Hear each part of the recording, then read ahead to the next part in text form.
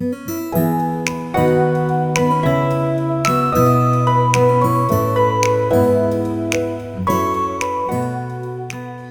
2020, Republican Representative Nancy Mace of South Carolina's 1st Congressional District edged out Democratic incumbent Representative Joe Cunningham, who'd been the first Democrat to flip a House seat in South Carolina in 30 years. Mace won by just 5,400 votes, or 1%. Then, 2 years ago, after redistricting, Mace won re-election by 14%. Mace was critical of Trump after the January 6, 2021 MAGA attack on the U.S. Capitol. But she's endorsed him now, despite his conviction for sexually abusing writer E. Jean Carroll in the 1990s, and on 34 felony counts in a hush money scheme resulting from his fling with adult film star Stormy Daniels. Forward-thinking business executive Michael B. Moore is the Democratic candidate running against Mace in November, and he's determined to return his district to the blue column and send Mace packing in a race that's similar to many across the country. Now, we're pleased to have Michael Moore with us on the Lean to the Left podcast today. Hey, Michael, welcome. Thanks for showing up. Thank you. I appreciate the invitation. Always great to be with you. I know you're busy. You're really busy today with a bunch of stuff. You told me you got events going until 9 tonight, so I won't waste any of your time. No. Tell us a little bit about your background, Michael, and why you're running for Congress. I'm a business guy. I'm not a politician, although I have grown up with a deep reverence for the good that can happen by rolling up your sleeves and trying to contribute to your community and helping your neighbors via elected office. My background, I got an MBA from Duke University, got involved in consumer packaged goods marketing, worked at Kraft, worked at Coke, and then worked in some smaller, more mid-sized kinds of companies, basically traveling the country. I got back to Charleston in 2015 when former Charleston Mayor Joe Riley asked me to be the founding president and CEO of the International African American Museum. Just before that, I was CEO of a company called Glory Foods that was based at the time in Columbus, Ohio. We moved it to South Carolina, to Effingham, right next to Florence, and obviously brought jobs and opportunity here to South Carolina. Over the last My career spans probably, I hate to say it, probably 40 years. Over the last 25 or so, I've had an opportunity to lead companies and organizations. But as I mentioned, I've grown up with this reverence. When I'm elected, I'll be the fourth in the last 5 generations of people in my family to serve in elected office. And in fact, I'm running to serve in the same seat that my great-grandfather, Robert Smalls, served in 150 years ago. So I have this balance that is a part of me, and that is a part of why I'm running. That's amazing, Michael. So your was it your great Just grandfather? Two greats. 150 years ago, served in Congress from South Carolina. Was he a Democrat? No, he actually, ironically enough, founded the Republican Party of South Carolina. No kidding, really? Well, I know all your listeners, your viewers will remember that the Republican Party at the time was the progressive anti-slavery party of Lincoln. And I guarantee you Robert Smalls would not recognize the Republican Party today. Okay. So if you get elected, what will your priorities be when you get to Congress?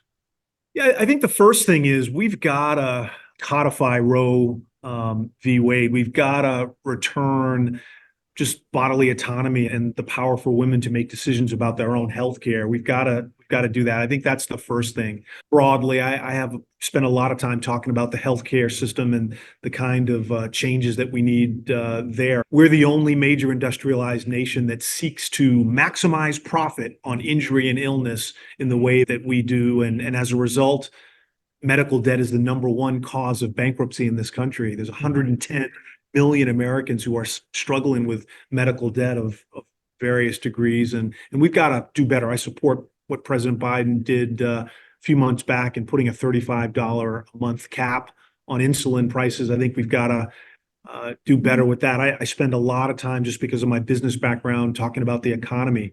We need to create a more inclusive economy. Over the last few years, the top 1% created twice as much wealth as the rest of the 99% combined. And again, I'm a business guy. I can appreciate the opportunity that comes from business, but Right. that kind of, it's just imbalance. And so we need to create a more inclusive economy where more people can better take advantage of their skills, their hard work. I think here in the low country, we've got to get really serious about the environment. By 2100, 8+ million people are going to need to be relocated from both North and South Carolina, the coastlines, because of sea level rise. We got to get really serious about that. Doesn't matter what party you are. Everybody needs clean air, clean water. The environment is something we've got to invest in. So a lot of issues, education, gun safety, but those are at the core of, I think, my interests. All right. In South Carolina, which is very red, how does your position on abortion play out when you go to speak before groups, let's say before church groups? Yeah, I've been pleasantly surprised, and it's consistent with what we hear nationally. This is a winning issue for Democrats. I think any time that women's reproductive freedom has been on the ballot since the Dobbs decision, it has prevailed. And there are, I think last I saw, there's about 115,000 left-leaning women in our district who are most totally pissed off about the state of affairs of having rights that they had over the last 50 years taken away from them. They are very activated and energized. And then, quite frankly, even when I talk to independents and moderate Republicans, they're concerned. I've talked to older, what one might guess would be perhaps a little more conservative women, and they're concerned about their granddaughters and the like. So I think this is an issue that's going to resonate across the board, as it has across the country. Mace's campaign rhetoric's been filled with a lot of inconsistencies, and one of those inconsistencies, of course, is on abortion. She called a bill to block reimbursement of travel costs for military personnel seeking the procedure an asshole move. Then she voted for it. What are your thoughts about that? That feeds into this broader dynamic. I've been asking the question for, I don't know, 15, 16 months now. Who is the real Nancy Mace? Oh, Like you say, is it the person who, is it the person who critiques her party on abortion issues, or is it the one who co-sponsored a 6-week abortion ban? Is it the one who critiques or who votes against infrastructure spending, or the one who shows up to try to take credit for it? Is it the one who talks about IVF and says that we need to protect that, but the one who co-sponsored a bill that would have outlawed it? So I think there's so many issues where people in the first, and frankly, I think around the country, are really confused about Nancy, and I believe have come to the conclusion that there really isn't much of a moral or even political compass there. It's all about Nancy. okay. So, what are your thoughts about her supporting Trump after criticizing him for the insurrection and on Well, January I 6th? think she, frankly, really badly misread the political tea leaves of the district. She went after Trump and successfully got his endorsement. But when Nikki Haley actually beat Donald Trump in the first congressional district, of course, Trump won the state of South Carolina, but in this district, Nikki Haley won. I think that showed that the district is far more moderate, even in her party, than she thought. So I think, again, we're out not only trying to engage with Democrats, but also with independents and moderate Republicans.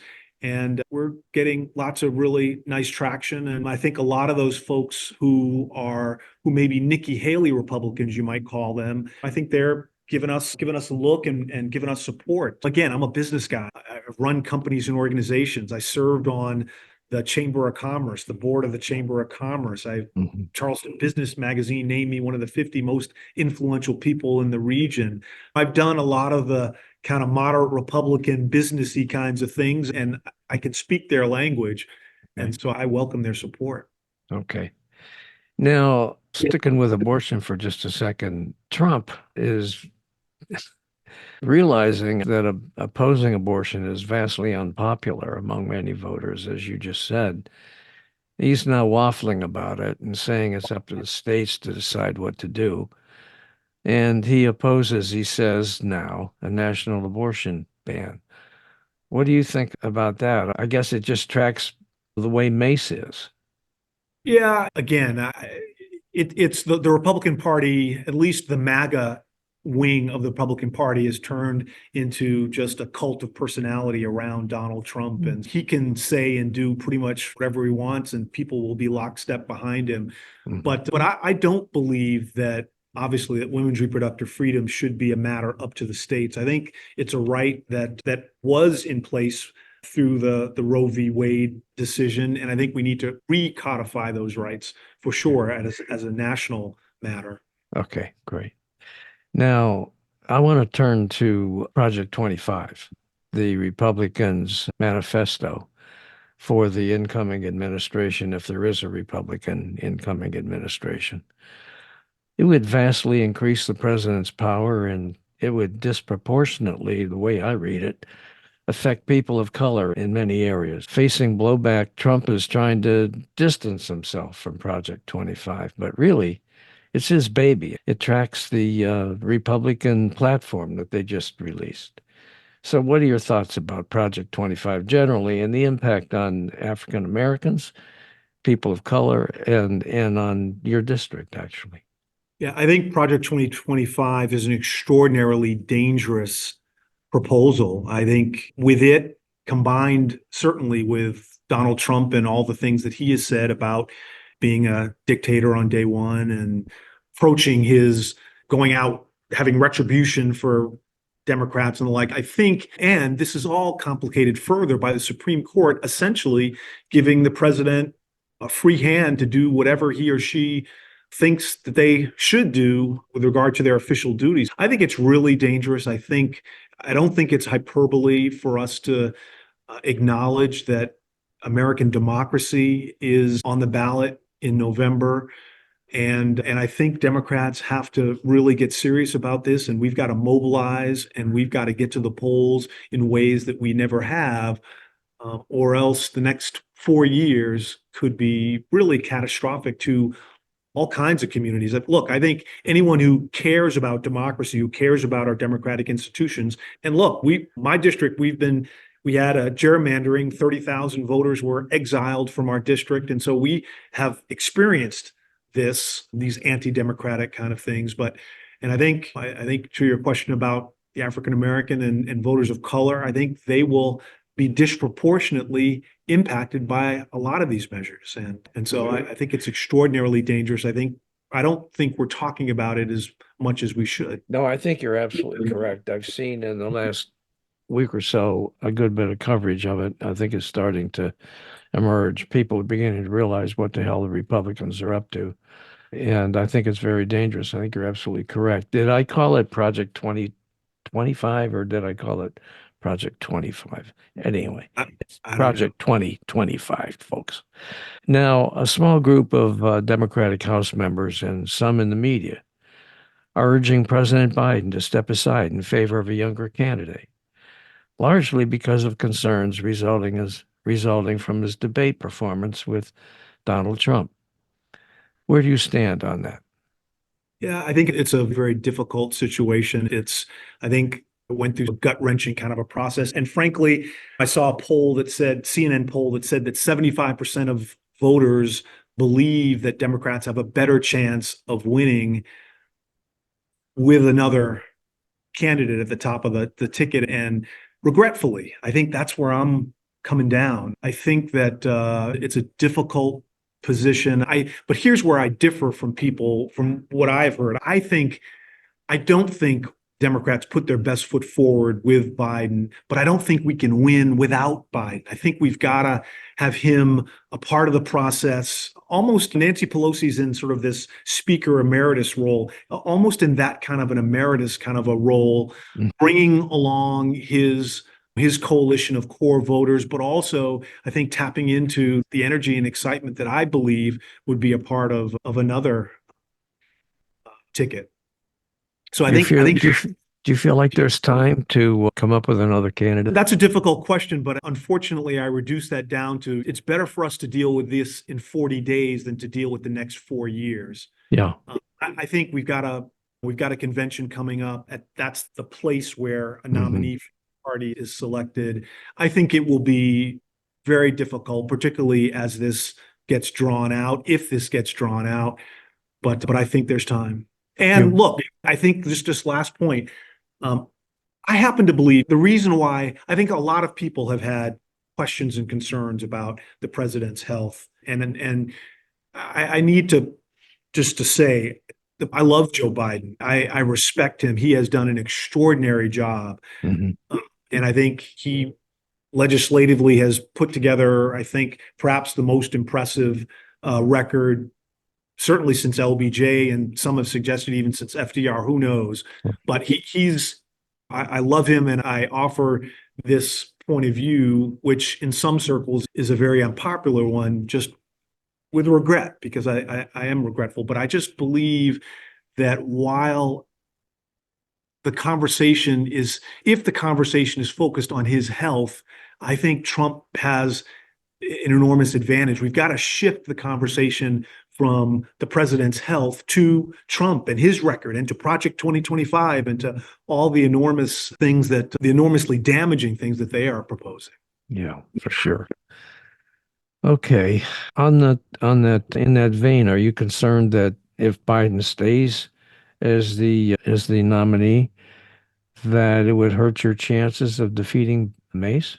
I'm thinking about this much more on a national basis. I think Good. you and I talked about just the danger of Trump, the danger of Project 2025. Yeah. That's really where I'm focusing my energy. We've got, as Democrats, we've got to pull out all the stops to win. And when I think about the calculus of all this, in 2016, right before the election, Hillary Clinton was favored by, like, all the polls, all the media outlets, by that she was going to win by greater than 90% probability. And we Mhm. know what happened. She lost. In 2020, there wasn't a day that Joe Biden wasn't ahead in the polls. And that was a very close race.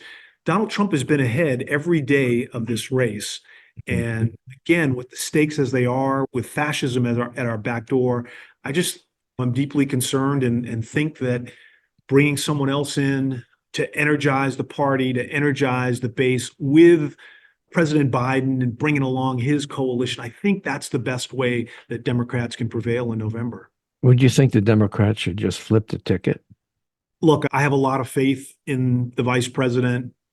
I think she would run circles around Donald Trump in a debate, a former prosecutor, a former attorney general. I think there are a number of Democrats who would exceedingly well and in a debate, but also who would beat Donald Trump. So I think we've got a deeper bench than maybe people are acknowledging, whether it's the vice president, who I have a lot of faith in, or whether it's some governors, some senators. I think Democrats. And here's the other thing, the point, at least when I'm out talking to people, and again, I've got to try to pull together a broad coalition of Democrats, independents, moderate Republicans.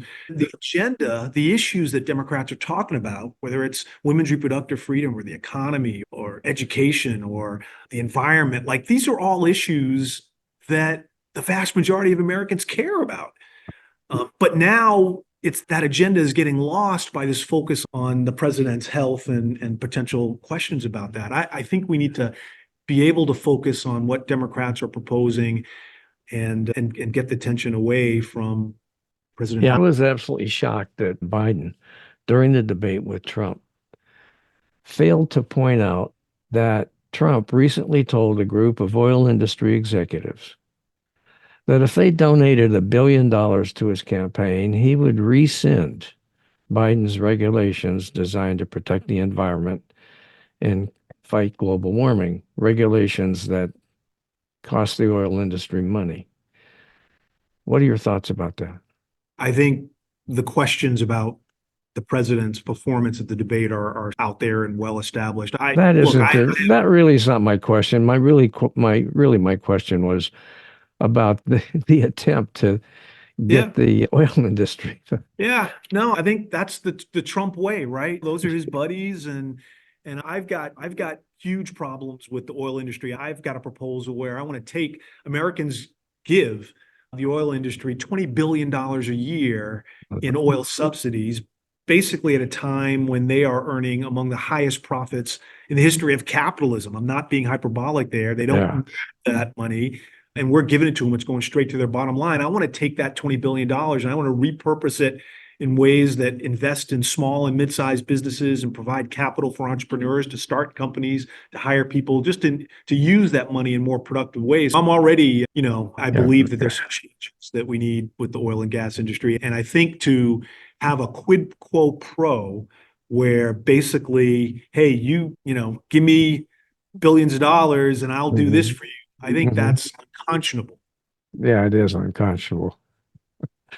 But it's like you say, it's the Trump way. So there we go. All right, so tell me about what you think about Trump's efforts to kill the Affordable Care Act. That's part of Project 2025. That would benefit that benefits the Affordable Care Act, Obamacare benefits hundreds of thousands, if not more, South Carolinians. How would you address the challenges of healthcare accessibility and affordability? The first thing I would do, and it's not in my purview as a congressman, but I would use the bully pulpit to try to pressure the state of South Carolina to opt into Medicaid expansion. I think that is one of the most egregious examples of politics over people. And I see the world very differently. It's always people over partisanship, people over politics. Look, I saw a projection. There are tens of thousands of South Carolinians who are dead now because of not having access to healthcare. We know that there are rural hospitals that have had to close. If Mississippi, which originally opted out, they recently opted in. If Mississippi can see the error of their ways and get back in, we've got to do this. This is South Carolina dollars that are now being spent elsewhere because we're just choosing not to take advantage of it. So I think that's the first way. But then I think we just have to think about healthcare differently. I believe we need to move toward a world, a country where everybody is covered. I think there's a number of different ways to do it, but I think we need to get to the thing that I'm curious about. This country is very polarized. We don't agree on many things, but the vast majority of Americans love Medicare.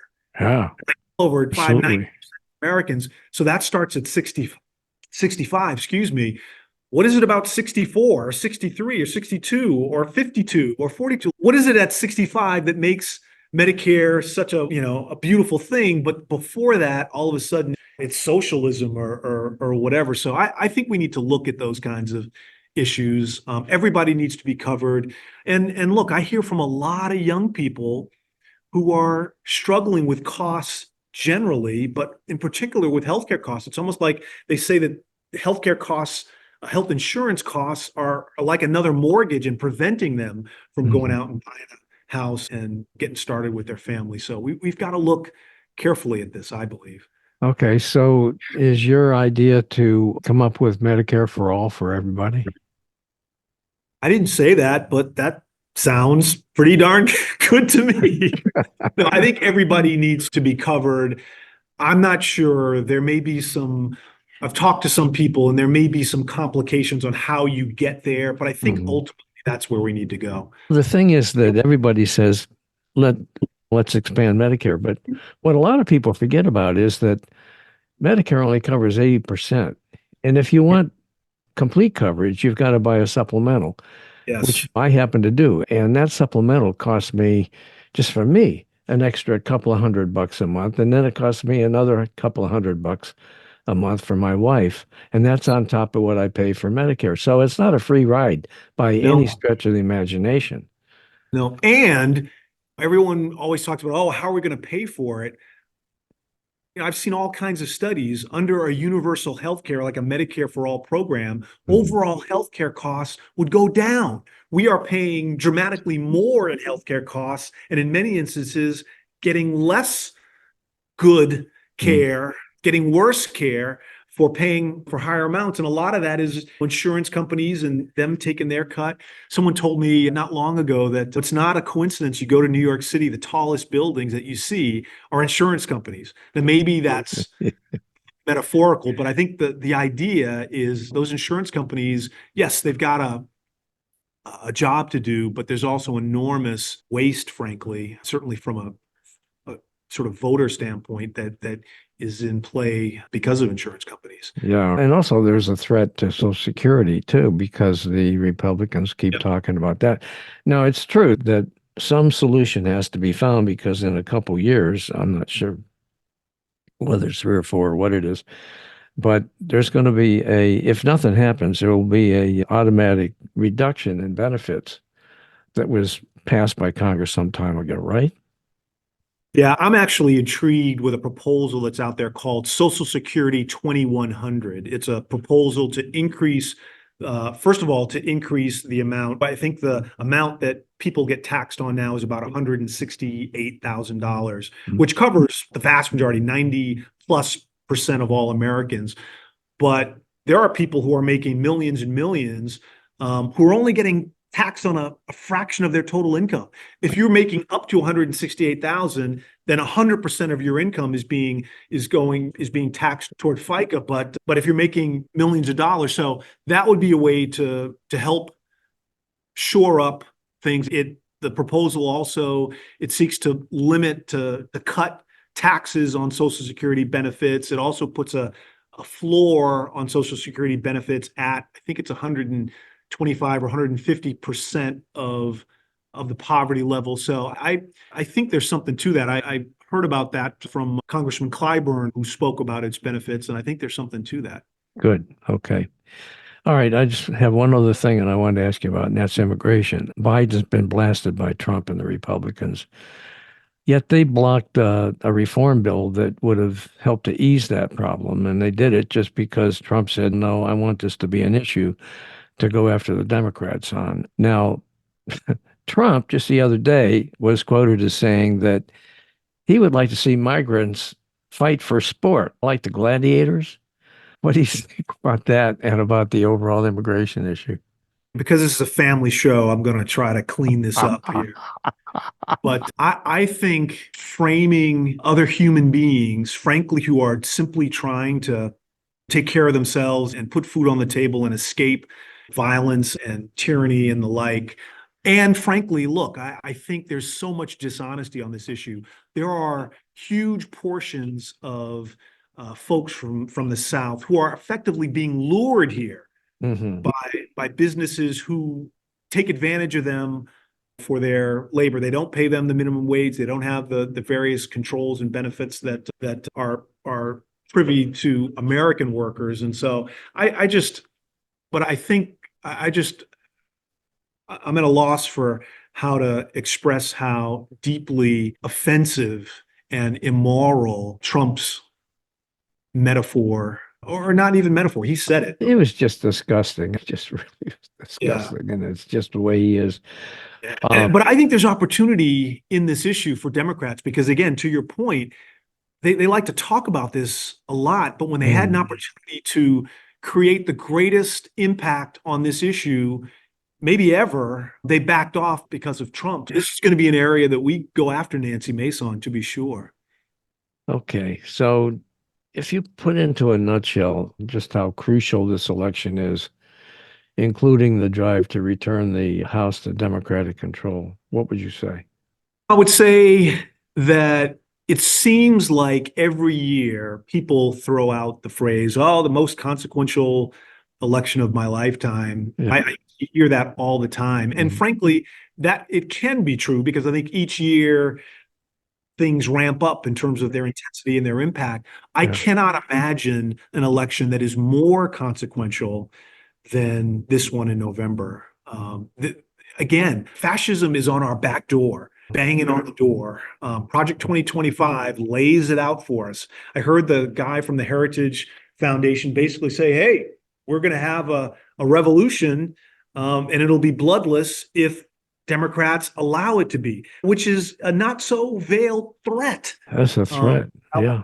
So I think it's extraordinarily dangerous, all that's being proposed. And frankly, I think a lot of people in this country are exceptionally nervous about November. And that's what I think raises these questions about our president.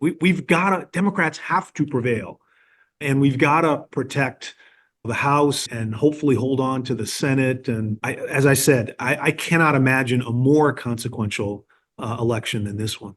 And look, I'm not prone to hyperbole, to just throwing out there. I really believe this is extraordinarily dire. Okay, let's turn to your election for the last part of this, and that is, what would you say what's your elevator speech to voters? Look, I'm someone whose family has been here in the Low Country since the early to mid 1790s. I've had family here ever since. I am running to be the fourth in the last 5 generations of people in my family to serve this way. I'm a dad, I'm a grandfather. I care deeply about the world that my children and their generation are coming into.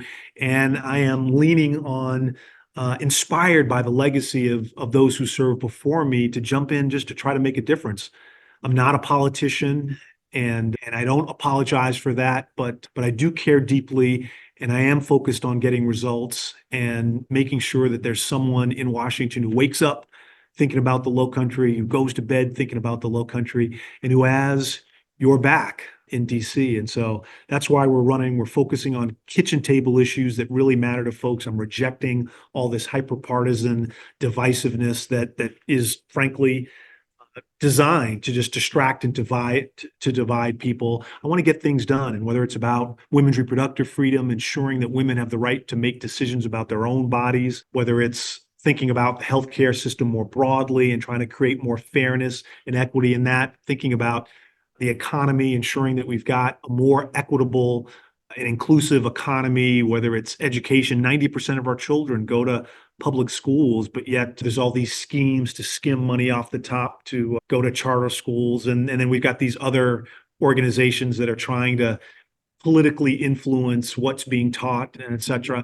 The environment, they don't call us the Low Country for no reason. We've got to get serious. So there are real serious issues that need to be worked on, and we are just focused on doing our best to get our message out, and we're excited by the traction that we're gaining. Hey guys, thanks for watching.